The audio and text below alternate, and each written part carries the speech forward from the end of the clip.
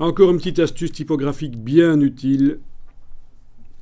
Je vous montre ici.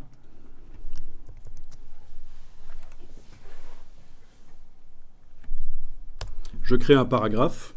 Donc pour créer un paragraphe, bien sûr, je mets le curseur à la fin d'un paragraphe. Je ne sélectionne pas la balise. Je mets le curseur à la fin d'un paragraphe. Oui, parce que si je sélectionne la balise, tout ce que je vais taper va la remplacer. Moi, je ne veux pas remplacer la balise de fin de paragraphe, je veux faire un paragraphe vide en dessous. Donc je mets le curseur là. J'enfonce la touche retour chariot sur le clavier. Et ça a créé un paragraphe vide et je vais pouvoir taper. Ok, et je tape. Voilà. Encore un paragraphe vide éventuellement.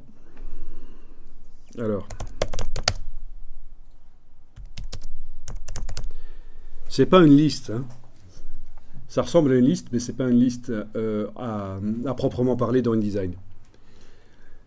Alors, ce que je vais faire ici, c'est que je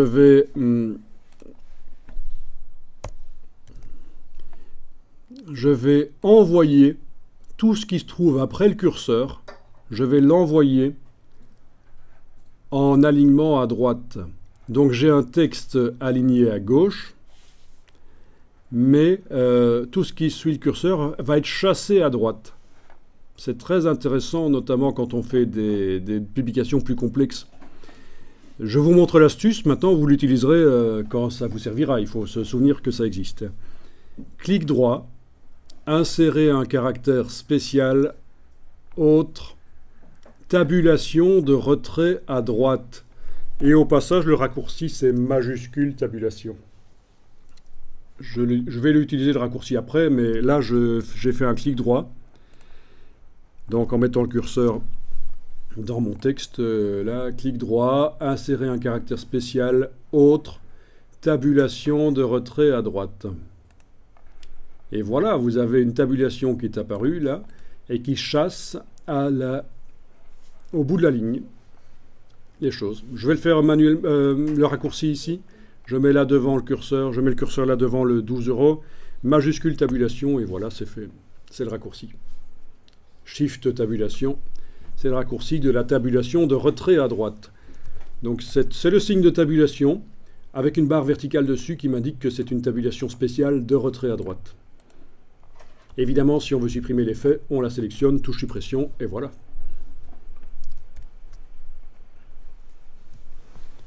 Donc, à mettre dans un coin de sa tête, ça vous servira forcément à certains moments.